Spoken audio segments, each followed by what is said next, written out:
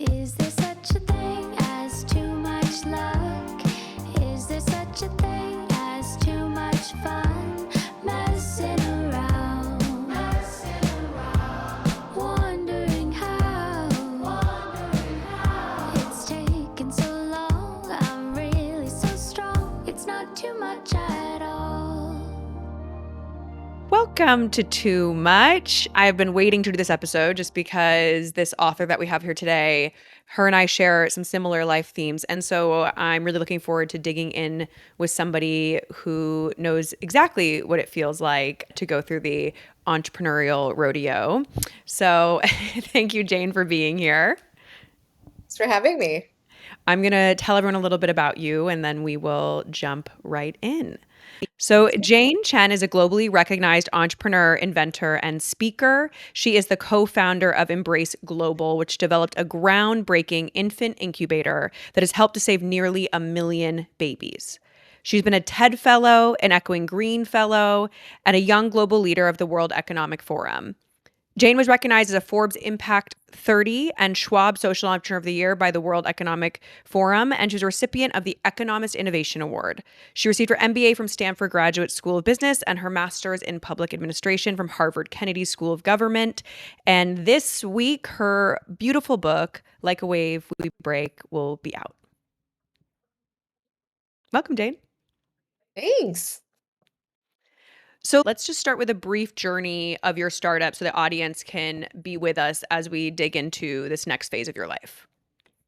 Sure. So I started my company Embrace out of graduate school at Stanford. I took a course at the design school that was all about creating technologies for people living on less than $1 a day. And the challenge posed to us that year was to build a baby incubator that cost 1% of what a traditional incubator costs, which in the US at the time was about $20,000. As we did research in places like Nepal and India, we realized that oftentimes families weren't even able to get to traditional hospitals, right? And oftentimes there was a lack of electricity, there was a lack of healthcare infrastructure.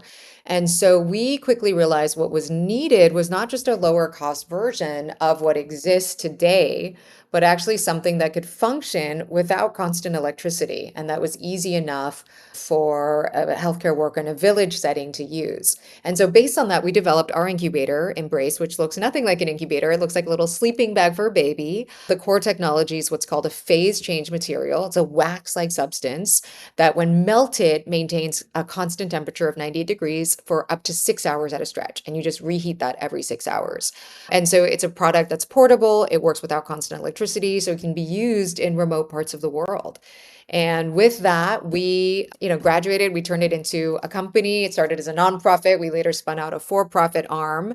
And it went through we went through a whole roller coaster of challenges, of setbacks. I'm sure we'll get more into that later. I'll just say to date, 16, 17 years later, the organization just reached 1 million babies as of this year. Amazing. So, can you tell us a little bit what happened at the tail end of the startup journey? Yeah.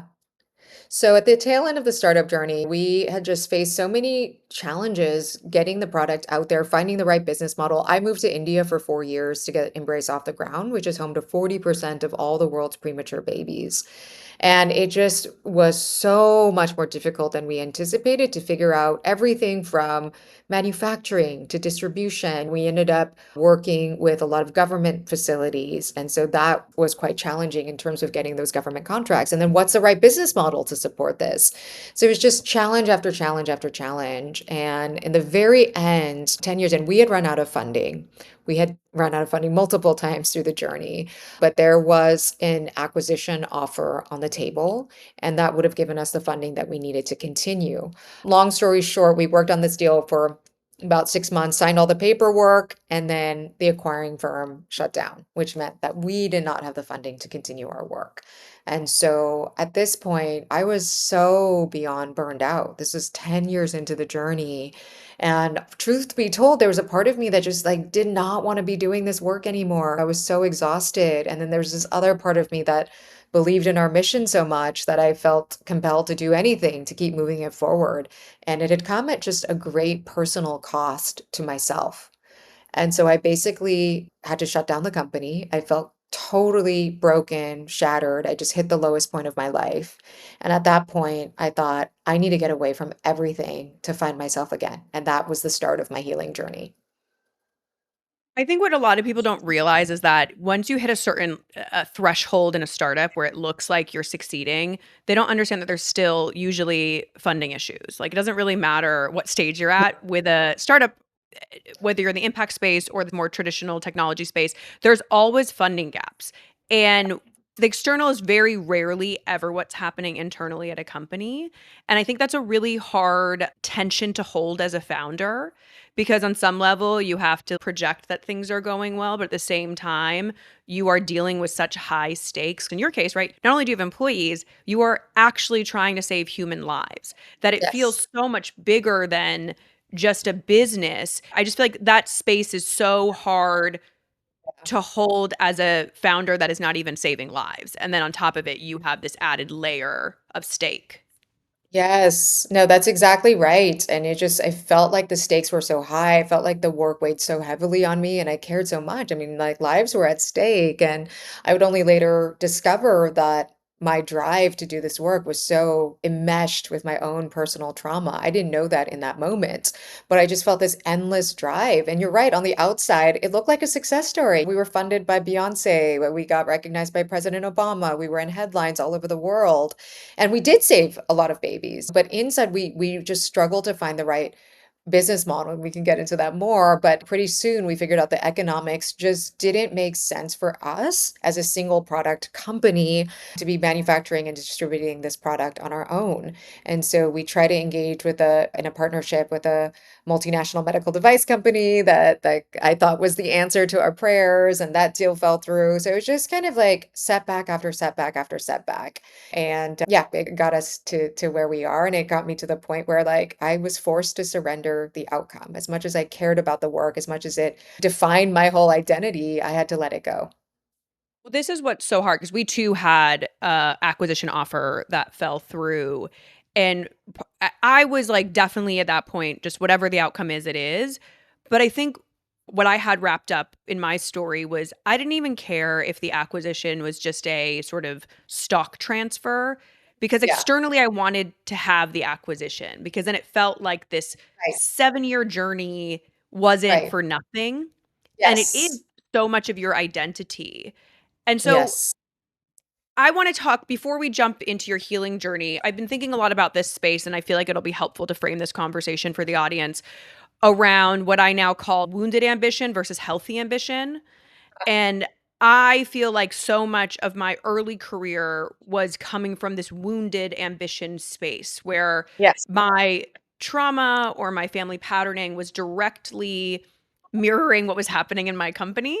And then it wasn't until I also started my healing journey, had a bit of an identity loss and rebuild, that I was able to change my relationship with work to a happier, healthier place. So, can you talk a little bit about what that looks like? When you talk about it, people don't really understand because when you talk about achievement, it's so celebrated in our culture. People don't see wounded ambition as a bad thing. Yeah. Well, this is something I really discovered only after my healing journey is that sometimes achievement can be a survival response, right? It becomes a way for us to earn our love and our worth. And it's never just like one dimensional, right? Or so straightforward. Like, I also deeply believed in the work that we were doing. I really believed in the impact we were making, and I wanted to succeed in it. Yeah. And there's a part of me that was like so purpose oriented and the part of me that was so achievement oriented. And these two parts of me made a really great team, right? And they pushed me to like work past exhaustion. And so that's really what I've seen is like achievement in moments can be a trauma response. It can be a survival strategy. And I often say this, some people numb their pain with substances. I numbed mine with productivity, Same. right? And it became a way for me to run away from deeper feelings and deeper things that I hadn't faced in the moment. And so this idea of this wounded ambition is very real. And I see this a lot in both entrepreneurs and in social entrepreneurs. And as you pointed out, with a social entrepreneur, it almost is even more confusing to dissect and to disentangle because you're Mhm. doing it for such a good cause that you keep pushing forward, Yes. and it becomes that this is like the root of burnout. Now I believe actually that trauma is like kind of the core root of burnout. Yeah, the mission when you're doing a social impact entrepreneurship, the mission fuels you in such a way, and this is what I had to untangle when my startup came to a halt, was this idea that I believed so wholly in the vision, but then I realized later that it was almost like what I was doing was like tangential to my purpose. Because in my case, we were building technology, like plot twist, I don't like building technology. But because the mission was so fundamental to my core value system, I was able to trick myself into believing that this was what I had to do with my life. And now I'm like, oh, there's other ways of expressing that mission and purpose and values in a different way that don't require me to sacrifice myself. Yeah, totally. I agree with that. Yeah, I was just working in very unhealthy ways. I didn't know how to listen to my body. I was exhausted constantly. I was never getting enough sleep. I was traveling all the time. I just felt like I could barely breathe in moments, and I didn't know how to care for myself or even think about the fact that as leaders, it's so important for us to care for ourselves so we have longevity, right? And Yeah, that we can make impact over the long run, not just in the 2 to 3 years after we start our organizations, right? And so I totally. think that's something I've really, really come to see, and I've completely defined my definition of what resilience is. Mm. So how would you describe it now? Well, before I thought I was just like pushing through, working past doing whatever it took. And now I think it's about self-compassion. And it Mm. took going on the healing journey to teach me that. So how did you start to find your breath again? Well, I was forced into it. Like at the end of Embrace ended, I bought myself a one-way ticket to Indonesia. I packed up a surfboard and a suitcase, and I was just determined to heal. I had always felt this sense of brokenness somehow, and I couldn't quite pinpoint it or understand it. And then when the company failed and I lost my whole identity, I felt like a failure and my whole identity was shattered.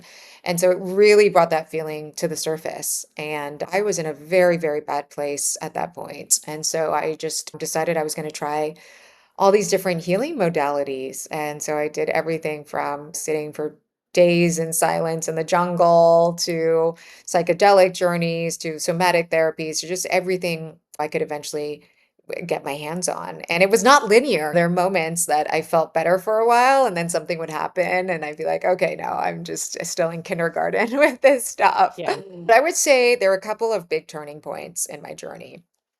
One was reading The Body Keeps the Score by Bessel Kolk really helped me understand what is trauma. And for a long time, I thought trauma was just something that happened in the past that you keep in the past, right? But I learned through this book that trauma is actually the way that event rewires your brain and your nervous system such that you bring the past into the present. Now, I had grown up in a home with a physical violence. Corporal punishment was normalized in my home, but it was taken to extremes. And I don't think I understood that until much later in my journey because it had become so normalized, both in my home and I would say also in the Asian American context. But my father was physically violent, and when I didn't meet expectations, I got beaten up. And I never really fully understood how that impacted me. I just thought, oh, well, that's something that happened in the past. I'll just leave it in the past. Through the healing journey, I really began to connect the dots that feeling so powerless through my childhood, that's what motivated me. That's what had driven me to want to help the most powerless people in the world, right? But it had Mm. also become my shadow because it was the reason I also worked to complete burnout and past exhaustion and everything else. And my pain had really become my purpose. And it also consumed me in the end because I hadn't done the inner work to really examine that. Thank you for sharing that. It's very helpful to have the context. You mentioned earlier this idea of brokenness that you always felt. Can you tell me a little more like what you mean by that? What was the feeling? Was it something that's gnawing at you that you were ignoring? How would you describe brokenness in your experience?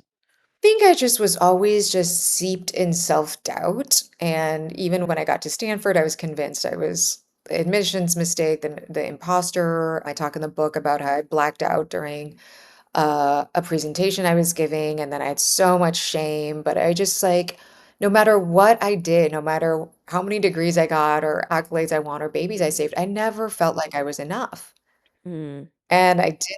understand that. It was just kind of this self-loathing maybe, or I felt a void, and I always second guessed myself, right? Even through the highest moments of embrace, I second guessed myself. So I think that's really what I meant by that, is just like so much insecurity and self-doubt and this feeling that I was never enough no matter what. So that was a big part of it. And as I said, going on this healing journey, learning about the science of trauma, I actually began to have like much deeper self-compassion, because then I could understand that the events of my past had wired me in a certain way. And for example, I think people who have been through trauma have like kind of heightened flight or fight responses. Yeah. And so I had been very kind of hyper vigilant, or didn't like feel safe in my body. And so it just helped me have this like much deeper compassion for certain things that I'd experienced my whole life that I never understood. Yeah, when you talk about self-worth, the wounded ambition thing, so much of it is this need to prove to other people that you are worthy versus the self-belief that you are worthy and you're doing this work because you feel compelled to do the work. I would say that's a great distinction. It gets confusing with high achievement. What's the Yes. motivation? And for a lot of people is that they don't feel worthy. They don't see their own They brilliance. don't see, yeah, and the thing I discovered about that is when you don't have that for yourself, then no matter what you do, you're still not gonna feel worthy, right? Because you Never. can't get from the external, and you hit this milestone, and then you're on to the next one, and the next one, and the next one, and actually you never actually feel that worthiness, because we have to give it to ourselves, and that's really what I discovered on this healing journey, is like all the things I was looking for out there had to come from within me.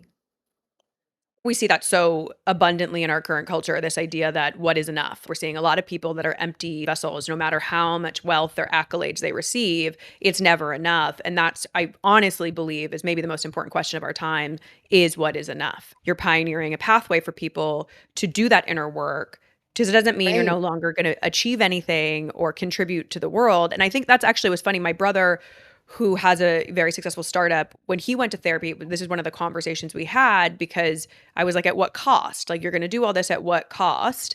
And what is Yeah. enough? And he was like, well, what if I don't want to build a big company after I go to Yeah. therapy? And I said, well, then you're building it for the wrong reasons. Totally. Yeah, I completely agree. And then I've had people ask me that, like, well, would you have been driven to do all these things that were extraordinary if you didn't have that trauma or that fear of not being enough? And actually, I think I would have, but in a way that was far more sustainable to me and perhaps even to the organization, right? Because like me pushing myself to that point of burnout, like that wasn't going to help anybody. And it certainly wasn't serving our mission. But for so long, my mantra was like, embrace first, me second. Right. Right? Get the company to safe harbor, then I can focus on myself, then I can care for myself. And now I Yeah. know that was like the completely wrong way to think about it, because if you don't care for yourself, then, what does that mean for the organization and the people you're leading? But it's also a fallacy because what people don't realize about startups is like safe harbor, it may never Right. be there. There's always new levels of stakes or how many incubators to get out in the world. Like you're never hitting this point of Right. safe harbor. So it's this Right. illusion when you're building a business that you're going to get to some point of arrival in which you can take a step back.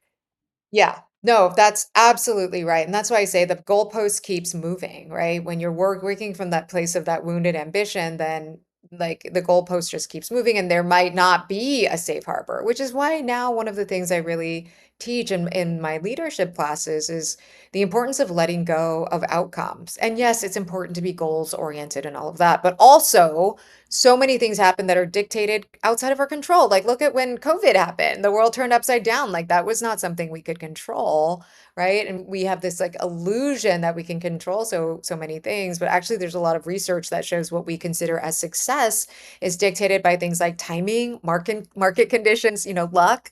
And so, if we can let go of an attachment to a specific outcome, and instead focus on our values, that is who we really are, right? What are your values? Are you giving to other people? Are you growing? Are you acting with love and kindness and empathy, right? And so now that is my kind of rubric for self-worth, is am I living by my values, as opposed to am I reaching this one outcome?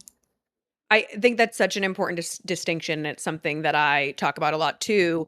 I recently met with this book agent who's a little more, maybe more capitalist leaning. And he was like, well, so you obviously want to sell one of your books to the big five book publishers. And I said, honestly, that's not really for me to decide. I was like, my only job and responsibility is to write the best work.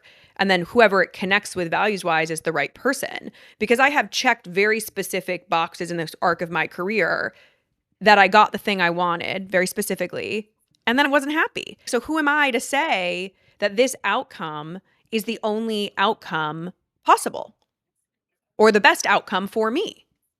Right. Yep. Absolutely. It's very interesting, but I find that to be so much more, in some ways, fun to not be as specific because then the universe can dream up a thousand different possibilities of where you I've can go. yeah. Exactly, and sometimes it's bigger than you imagine, like, if my company hadn't shut down, I would never have gone on this healing journey. I would have never Yeah. written this book. I wouldn't have gone on this whole other path, and so you're absolutely right. It's like sometimes you can't imagine, and the universe can create something even greater than what you imagined. And it's been interesting because I stepped down from Embrace in May, and it feels really nice to pass the torch and the company was eventually rescued by Tony Robbins and team, and that's a whole nother story. And then it went on. We turned it back into a nonprofit in 2021. And so the work has really been focused on like humanitarian crises all over the world. I brought in a new CEO. So that feels really nice. And as I've stepped into this next part of my career, starting with a book, which is coming out October 14th, but the book is a segue for me to do leadership coaching and whatnot. But so many of my friends who are authors who have done really well are like, well, you need it to be a bestseller and you need it to, kind of like get on these lists and whatever. And so it's been just like an active practice for me to, in this process, let go of outcomes, right? And to really live what I preach and to you do Yeah. everything. And what's nice about it is like you still have that tendency. I think we all do as overachievers, but this time around, I'm much more conscious and aware of when that voice is taking over or when Yeah. it starts to feel a little unhealthy. And so my friend and I did this ceremony a couple weeks ago where I only had one physical copy of the book. I actually did you get your copy? Yes, yes. I don't have a physical, but I have the digital. Okay, we should have sent you a physical one too, but I only had one copy at that time of the advanced reader edition. And we did the ceremony where I actually threw it in the ocean. And it was just like this act of surrender. And when I wrote this book, actually, I wrote this little manifesto for myself. And it said something like, I put my soul into those pages. And it took years to write that. But I wrote, I want to let the waves take this message to where it needs to go. Beautiful. Just really surrender that. And so that act of like throwing it in the ocean was my act of surrender. And we'll see what the universe wants to do with this. But I wrote it from a place of love and wanting to help others. And Yeah. so I hope it does that. And how full circle the ocean is a big character in your book. So it feels really poetic for you to release the Yeah. outcome to your sacred place. Yes. Yes. It was so beautiful. I want to talk a little bit more about all this external success when you were building Embrace. A lot of people would think that you were being very seen. You were being very seen and celebrated, even though you felt like you were not being seen. At the core of this, building this thing, achieving, excelling, having a ton of external validation, you still felt like you weren't being seen. Can you talk about that dichotomy a bit? Because I think that's hard for people to understand when you say they can see all this external stuff. Well, what do you mean you weren't being seen? Yeah. I think I really didn't understand what true vulnerability meant, Mm, and I wasn't mm, willing to open up about the challenges I faced, even in the organization. And there's a scene in the book where after I moved to India, I was just immediately so overwhelmed. I ended up living there for 4 years to do this work. But I remember one day in a team meeting, I just broke down crying. And afterwards, I felt mhm. just mortified that I had expressed my emotions so visibly. And to me, as CEO, I was a first-time CEO, and a CEO should be buttoned up all the time and perfectly composed. And I had this like image of what I should be versus the reality, which is like I was struggling a lot of times. So anyhow, I broke down crying in this meeting, and my head of operations came to me the next day, and he said, "Thank you so much for being vulnerable." Because when you're vulnerable, it gives all of us permission to be vulnerable as well. And I really learned an important lesson about leadership that day, right? That great leadership requires that vulnerability and authenticity, which requires that we really just be in tune with our feelings. Now, I'd spent my whole childhood disconnecting from my feelings to survive, so that wasn't something I was good at. And it's something I've had to lean into a lot over the years. But I talk in the book about how, coming back to my blacking out in this presentation, I developed this terrible fear of public speaking for years. It took me really like over a decade to get over that. And so anytime I did give a speech, and I'd be in public settings talking about Yeah. Embrace a lot, I relied on beta blockers, which are pills that kind of like calm the physical symptoms of the anxiety. And so I'd have a lot of pressure and even shame around that. Mm, And it took me probably 13 years, and I can share the story if you want to, but it's not in the book. But after going on this healing journey, I finally got over the public speaking fear because wow. it wasn't, yeah, which was really cool for me because it wasn't, I realized it's not about the perfection of your words. And it's okay if you stumble or mess up or stutter or whatever. It's more the authenticity of your feelings and your emotions. That's what people are connecting with. Yeah. But I didn't know how to do that for myself. And so on the outside, everything seemed great and successful, and it looked like I was unstoppable. But I was just always like quietly struggling with that Yeah. self-doubt and self-worth. You also have an anecdote in the book about a man you were dating, a French man, and I feel like the same principles applied where you felt like he liked the idea of you, which I think many of us can relate to, and not necessarily authentically you. Do you think a part of that was because you weren't sharing your whole self? Yeah, I think that's part of that. I think also the energy you put out there is the energy you attract. Mm, And so I yeah. felt also was attracting someone who was super vulnerable. And he was like a super wonderful, nice person. But yeah, I felt like I went through this period where people really liked my resume, or they Right. liked the things that I did in the world, but they didn't truly know who I was. And that's you probably hit the nail on the head. I didn't know who I was, truly. I didn't know how to share all of that, and it took really a lot of soul searching and digging deep to know everything from my motivations and how my upbringing and my childhood become so enmeshed with what I'd done later. Like it took me over 10 years to figure that out from the beginning of Yeah. Embrace. And I had been doing HIV/AIDS work even before that. So really that was like a 20-year Yeah. journey to wake up and to look at that. And then just discovering something I am talking a lot about in the talks I'm giving is, who are we beyond our work and our titles and our accomplishments, right? And I think AI is forcing us to ask this question even more urgently now, because if machines can eventually do everything we can do better and faster and cheaper, then who are we beyond our work, right? And this comes back Exactly. to, yeah, and so this comes back to this idea of like, who are we at our core? What is our essence? What are our values? What are the moments that we find joy? What are the things that have created heartbreak for us? And like really tuning into like our physical selves and our felt senses and our feelings. Like that's what makes us human. We're not machines, right? So I Totally. really want to discover all of that. I also think understanding who you are separate from work is just so vital, even in the current economy we live in. Most people are not staying at the same job for 40 years. So you have to have an understanding of yourself separate from work, because otherwise, if your identity is wrapped up in that, like this is not the world we live in. And if someone whose identity was wrapped up in their work, it was a Yeah. big loss, as you've experienced. It's a big loss that you have to work through and say, like, am I enough if I never achieve anything again? Totally. Yeah. Yeah. Yeah. Yeah. Yeah. And that was the beauty. And that's why it's like almost a gift when you lose everything, It is. because it forces you to not be attached to those things. And then magic happens. And like the minute I let go, magic started happening. Like before I left for Indonesia, I turned on Netflix and I ended up stumbling across a film about Tony Robbins called I'm Not Your Guru. And so I watched this film and I'm just like bawling. Of course, I was in a very emotionally fragile state anyhow, but I bawled. It's about Tony's big event called Date with Destiny. It happens at the end of every year. And so at the end of the film, I wrote in my notebook, go to date with destiny. And then I totally forgot about it. Like didn't apply to go or anything. So I go to Indonesia, and 3 weeks later, I randomly receive a phone call from this man named Jonathan. And he calls me up. He says, I work with Tony Robbins.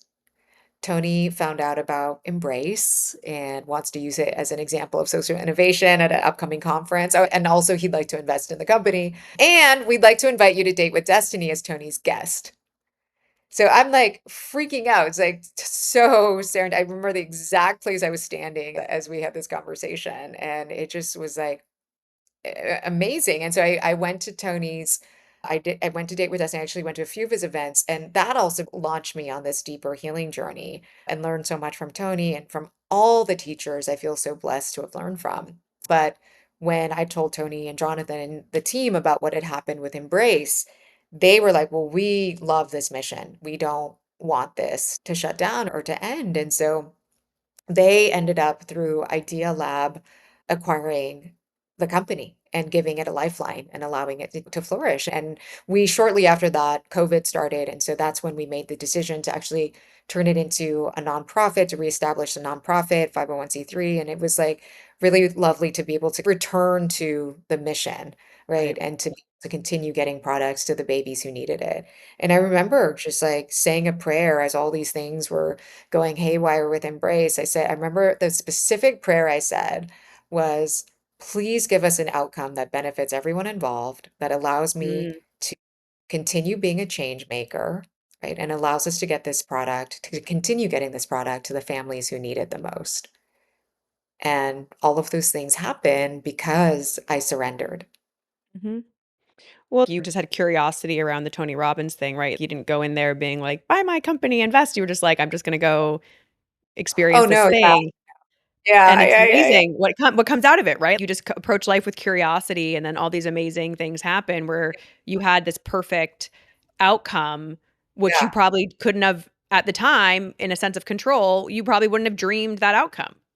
Yeah, totally. Absolutely. No, that's absolutely right. And so all these things happen, like I said, like going on this healing journey, I didn't know what was going to come of that. And it took years and it was not linear at all. But I ended up coming across some of the most remarkable people. I learned so much about myself, and it's really what I want to dedicate my life to moving Mm, forward. And again, the book is like a segue to that. It's like it's really telling the story because I felt so eager to share everything I learned. There are people who've said, well, you're so privileged you got to take this time off and study with all these teachers. And that's true. I'm so, so fortunate. And I want to be able to share with others so they don't have to go through that. Like everything I learned in that process. And then my thesis of the world now is that if every child felt safe and loved, our world would look so different than it does today. of course, yeah. I truly, truly believe that. And that goes to the inner child in each of us, Oh, yeah. right? And I feel like we are just paying the price right now for a lot of powerful men's unhappy childhoods that they're wielding exactly. harm on all of us because they weren't loved enough as a child or whatever their specific issue is. And I'm like, can we just do a little internal inquiry? I think we're all going to have a lot more harmony. Totally. And so when you don't, and this is why I am such an advocate for the inner work of leadership. We talk a lot about psychological safety and how that is like the number one most important determinant of high functioning teams, right? The ability for someone to come to work and present their whole selves, to take risks without being afraid they're Yep. going to get shut down. My question is, how as a leader do you create that for others if you don't have that for yourself? Right. Right. And this is where the inner work of leadership becomes so, so important because we have to look at our own patterns and our own wounding and our own kind of tendencies so that we make sure we're not leading with fear and control and ego. And instead, we can truly like lead from that place of shared purpose and compassion. And to me, that is the only sustainable form of leadership. It is. It is. Otherwise, you're going to burn out and someone else is going to have to take over. Creating like generative impact over time takes so much self mastery that people don't Right. understand. But it also Yeah. means, frankly, slowing down a little bit, which is Absolutely. counterculture. So, and that's what I say now. You asked me earlier, this idea of resilience, like I used to think it was all about like being really tough and, being a warrior. And now I'm like, no, resilience is about softness, tenderness, slowing down, taking the time to feel all our feelings and having that compassion for ourselves. Because it's like when you believe that you are enough, you can take risks and fail and know you're still going to be okay. Yeah. That you can Yeah. get up True. and you can keep moving forward. And so like to me, that's real resilience that you go out there and you try, and if it doesn't work out for whatever reason, many of which aren't in our control, you have that fortitude to keep moving. It just takes time. I used to have this strong, like, persona where I used to bulldoze through rejection and negative feedback. And then when I lost my company, the heartbreak was so intense. I had a very fraught relationship with rejection and Yeah. feedback. In a Yeah. way, it would just, like, on a cellular level, like, I'd be like, "Okay, I'm gonna pitch this new thing," and if I got a no, I would end the phone call and I would start hysterically crying in my Yeah. car. And I was like, "Am I ever going to be able to handle and weather the level of rejection I used to be able to weather?" And it scared me because I still have great intentions of taking many great big swings over the course of the rest of my life. But if Yeah. I can't handle rejection, then maybe I'm stuck. Maybe I'm gonna be stuck in this space where I can't Yeah. move forward. And it was only about a couple months ago that I had a very challenging feedback call. And instead of being offended by it, I got energized by it because I could see the note beneath the note of like, oh, this is how I make it better. And I was so excited because, oh, can change. It can transmute. Like, I don't have to stay in this space forever. And that's what I want people to know because sometimes the resilience is slow. And for me, it was 3 years, like 3+ years. It was really Yeah. hard. And Yeah. that was like a tenth Yeah. of my whole career up to that point. Yeah, totally. Well, that's how, in the at the end of the book, I talk about I tried all these things and I did start to kind of get better, but it wasn't until I could give myself what I thought was needed, right? What I was seeking for from teachers, healers, partners, my work even. Like I had to be able to give that to myself, right? And that's like the final chapter of the book. And what I really believe now that we have to learn how to give that love to ourselves, right? To have that Mhm. resilience. And in the aftermath of that, one of coming back to this, the public speaking fear, like finally a couple years ago, I decided it's like no more beta blockers. I'm just gonna go give a talk, and I gave a talk to I think it was like a 500-person audience. Peyton Manning was the other headliner. I didn't even know who Peyton Manning was. I'm so embarrassed. But anyway, like it was like a big talk, and the way I prepared for it was not to like visualize success, like so many people say. I did the opposite. I visualized getting up on the stage and just bombing, like blacking out again and failing. And I said to little me, I imagined me as a 7-year-old and just saying to her, "Hey, it's okay. You're still worthy. You're still enough. You're still loved." And that was the game changer for me. I gave the Right. best presentation I'd ever given. They told me it was the highest ranked presentation, they rated presentation that, had ever been given at that conference. And it was because I knew that no matter how I performed, I was going to be fine. And I really think that's where kind of that inner strength comes from, because so much of what we're afraid of is like judgment from other people and criticism and all of that. And when we can let that go, then we approach life in a very different way. Totally. This is a classic. I'm the same. It's not a judgment. But when I started my healing journey, I approached it a bit like an overachiever, like you did, where I was like, let me seek out all the teachers, all the workbooks, Yeah, like get all the totally. information. And then there's this other layer where you're like, okay, I've gotten all the information and now I have to start integrating that work, meaning like I Yeah. have to react differently. I have to make different choices. I have to slow down and hold my inner child. When did you have that moment of, okay, I've consumed enough information, it's on me now? Well, not until like kind of towards the end of that journey. And this is a lifelong journey. I don't think it's ever like Yeah, of over course. per se, but I think that like even the self-help world can be a form of escapism. Like it's still about doing, doing, doing, doing, doing. And like Yes. I don't, and that's what I was doing. I was like going after every single seminar, teacher. I wanted to try it all. Again, thinking the answers I could find from outside. And there are definitely moments of breakthroughs within that. But I had become on this journey like very obsessed with this practice called psychodrama, where you basically it's a group therapy and you have people reenact the roles of your real parents and then you choose other people and they play the role of your ideal parents, right? Mm. And the whole idea is that when you're given just like a more loving, nurturing alternative to what Yeah. happened, it gives your body an imprint of what that might have felt like, and it's very healing. And I do totally believe in that, but I tried it at Esalen with Bessel and it didn't work for me. And then I tried it a couple of times and it just didn't work. And finally I was like, but I was convinced that if I heard the right words from the ideal father, I would be fixed. Like that was going Right. to be the magic silver bullet. So I ultimately orchestrated this whole thing. I did a psychedelic journey. I picked someone to play the role of my ideal father. I hand wrote every sentence I wanted him to say to me. And we start the journey, and he reads the sentences, they're perfect, and I feel nothing, just numbness. I'm like, what the fuck? I like created this perfect set of conditions. And so what I ended up doing was I picked up the script I had written and I picked up this photograph of Mm. me at 5 years old and I read to her everything that I wished a Mm. father had said to me. And really, that was the moment that changed everything. Yeah. Because then I felt it and I could receive it.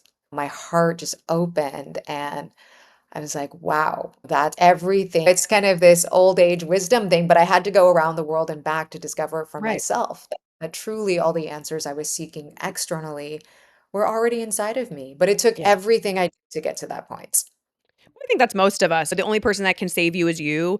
You can enlist all the help, you can do all the things. Like you ultimately have to decide, I want to shift and I want to change. And that involves a lot of what you did, this internal inquiry, and then getting to this place where it was like it wasn't going to be anyone outside of you that was going to save you. It was always going to be you. But we have to do all Yeah. the You things have to because otherwise we were not human. You did the things, and I had to go through some very painful relationship Yeah. experiences, like Yeah. I had to really, and there was this point in my journey where I thought, oh, I figured it out. Like I'm healed, and then I got into a relationship and I was like, oh no, I'm in kindergarten. Like, no, I haven't figured anything out. And That's always our number one mirror of what's my progress. And then it's like you start dating and you're like, oh, not so good.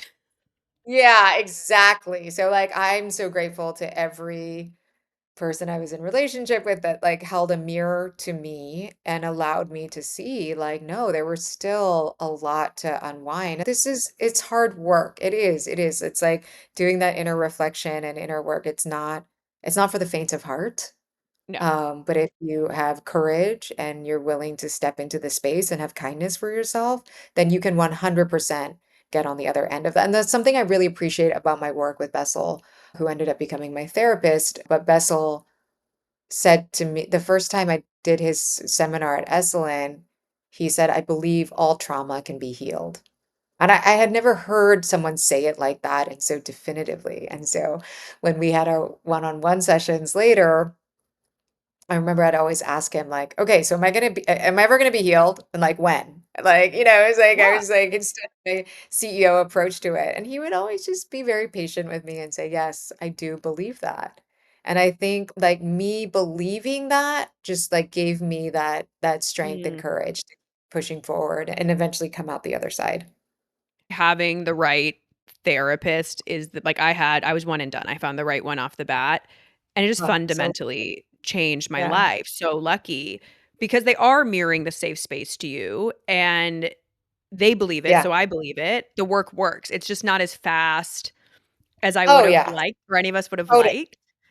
But you just see in small increments where even in my dating choices, as Yeah. much as I made a lot of crazy bad choices out of like unhealthy attachment, I was failing fast to fail forward. I used to feel so much shame around not having successful relationships, but really they were all in service of me asking bigger and deeper questions. And then as Yeah. time went on, I could see that I was making better choices. Yeah. I still haven't Yeah. fully figured it out, which is this is Right. the bit. But I do know that I am not every other year in immense heartbreak in the way that I was in my 20s. And so that's the point of the therapy and the work. It is super nonlinear. The way that I think about it, I wonder if you agree with this. I think about trauma as almost like in the past, my trauma was driving the car and I was in the passenger seat. Yeah. And now I feel like I'm driving the car and it might wave at me, but I'm like, "Oh, hey, good to see you." But I don't I'm like, "I'm not getting in the Yeah. car with you. Thank you so much." But I feel like that's the difference. It's like doesn't go away fully. It's just Yeah. quieter and quieter and Yeah. fainter and fainter. Yeah. I think that's right. Well, I think the thing that's helped me a lot is internal family system or what's called parts work. And that's Yeah. recognizing that there are many parts of yourself, right? We're all like multifaceted. And so how do we develop relationships with these parts? So there's Denise, who might be the overachiever, the perfectionist, the control freak. I'm just making this up. They're all accurate. And And then there's you, the one who felt abandoned, or the one who felt rejected, or the one who felt not enough, right? These are all different parts of ourselves. And so, how do we start to recognize when these parts are coming up and when they're taking over the driver's seat, right? And so, we develop these protective mechanisms because we have pain, right? And so, the overachiever protects us from feeling rejection, protects us from feeling alone. But when that part comes up, now I kind of recognize it's there, and I can give it love and I can thank it for what it's protecting me from. I can thank it for the role it's playing in my life. And when you do that, it's like amazing when you start to like recognize your parts and you don't shame and criticize them or try to banish them, but instead just give them compassion.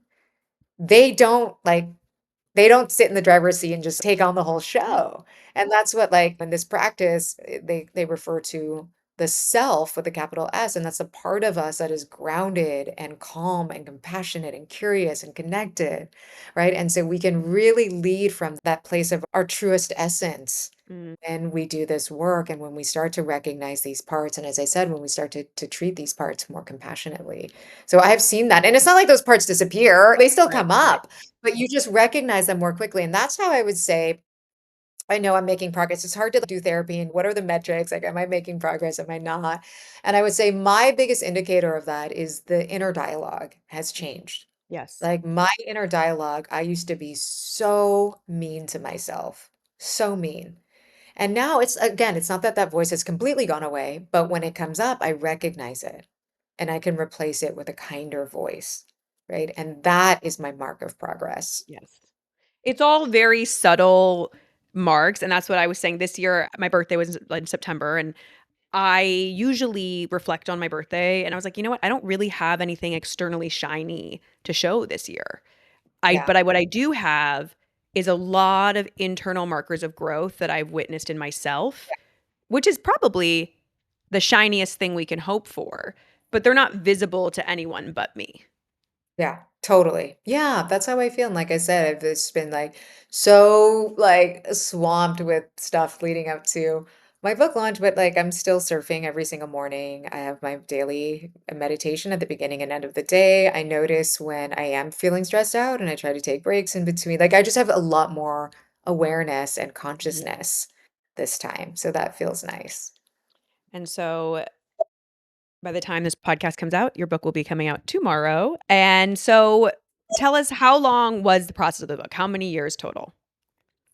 I think it'll be 5 years end to end. I decided I wanted to write the book, I don't know, maybe around 2020 or so, and I took a memoir writing class online. I created a proposal, and it was interesting because there were a couple agents that had reached out to me earlier on in the days of Embrace asking if I wanted to write a business book. But I thought about it, but I didn't take it that seriously. And then at the end of this, I thought, no, I want to write a memoir and I want to write about my healing journey. And so I took the proposal back to those agents, and they were like, not interested at all. They're like, no one wants to read more. No. I was like, okay, well, I don't know, something in me kept calling me to do it. And so eventually I was introduced to my agent, Laura Love, who's incredible. And she wrote a New York Times bestseller last, her own memoir called The Many Lives of Mama Love. And as I learned about Laura and what she was doing and her approach, I just was like, I knew she was the person for me. And so eventually I got an introduction and we sat down. It was COVID. And so we happened to both be in Santa Cruz. And I had just come off of this like frog poison ceremony thing. And so I had all these scars on my leg and I showed her, and later she told me she had read my proposal and she was gonna give me some advice and, wish me well. But we just totally bonded. And the next day she called me. She said, if you're willing to tell more of your personal story, then I'm willing to represent you. And Mm, so that's what it took. And it was awesome because she believed in my story. She had a vision for it. Like I could not have done this without her right. support. And so she was like instrumental. And we spent the next year rewriting the proposal. I worked with a collaborative writer who was amazing. And then we sold the book and we found a publisher. So Penguin Random House is my publisher, but they also really believed in what I wanted to do with it, my vision for it. So I feel so blessed. I'm very happy that I didn't just like, because there were some other agents along the way I could have worked for, but no one felt quite right. So Right. I'm so glad I waited until there was someone that was just in my body, a full body yes, you know? Yeah. And that's what led to this. And it's been such a beautiful process. Like the writing process has been cathartic and beautiful and expansive and at times heart-wrenching. There's so many days I just would be in tears half the day as I wrote some of these very difficult scenes. But in the end, what I discovered was like, it forced me to zoom in and like really relive some of these experiences and also zoom out and look at like the 30,000-foot view, Right. right? As to how all these pieces connected. I ended up like really exploring the history of my family lineage, of Taiwan, where I was born, and Japan and China, and what was happening geopolitically at that time, and what led to my family leaving and coming to America. So there was so much I explored that just gave me a great deal of empathy for my parents, my family. My parents were raised in a certain way, and I now believe they tried the best that they could. And so it's so nice to walk away from this and feel that kind of sense of peace, Yeah. with everything that's happened in my family. And it's both. It's like feeling peace and compassion and forgiveness, but also I finally have boundaries and I finally Yeah. know like what's good for me and what's not, and I can stick with that. It's also when you talk about your agent saying that she wanted you to put more personal stuff, you're really putting your vulnerability into action and practice, and you're Yeah. walking the walk and talking the talk in terms of this was a Yeah. very vulnerable book and such a Right. beautiful book. I loved reading this book. It obviously touched me so deeply as someone who's built something and knows what a racket being an entrepreneur is. But beyond that, the themes are so universal that anyone that's trying to understand their place in the world will find themselves in this book. I've bought it for a lot of people. Thank you for bringing visibility to so many different healing modalities. I do believe inner work is what's going to save us. And the more people that start to do it, I think we're just going to find a more beautiful, harmonious world. I agree. I know. Thank you so much for your support in this. And yeah, that was my hope for it, that no matter what happens, it just holds a light to anyone else who might be struggling with similar themes. And I chose to write a memoir because I think through the power of vulnerability and storytelling, people can plug into that. And so I've been surprised to find so many people who say, I can relate to your story. And it's people from all backgrounds, all ethnic backgrounds, all ages who are saying that to me, that they Yeah. can relate, plug into so many different aspects of the story. So that feels really nice. Yeah, it's beautiful. So what's the next phase look like for you as you have book, you have embrace in the rear view? What does the next great phase of your life look like? And the next phase is the launching the book. We'll be doing like all book stuff for the rest of this year, delving deeper into this leadership coaching part of my career, which I've been doing the last couple of years on the side. But I love it so much because it's leadership coaching, but it's really helping people to find their most authentic self, right? And then to bring that not only to their organizations, but to everyone in their lives. And so that's what leadership is. It's not contained to your work, it's just who you are as a full person. And so I'm really excited to get to share everything I've learned. I did this training with the Conscious Leadership Group a couple years ago. Highly recommend their book. It's called The 15 Commitments of Conscious Leadership. And so that's part of what I teach, but I also bring in the things that I've learned from so many other teachers that I've had the chance to learn from. So I love doing that work. Whenever I teach, I feel so fulfilled, and I'm excited to step into that more deeply in this next phase of my career. Love that. The culmination of everything in one space.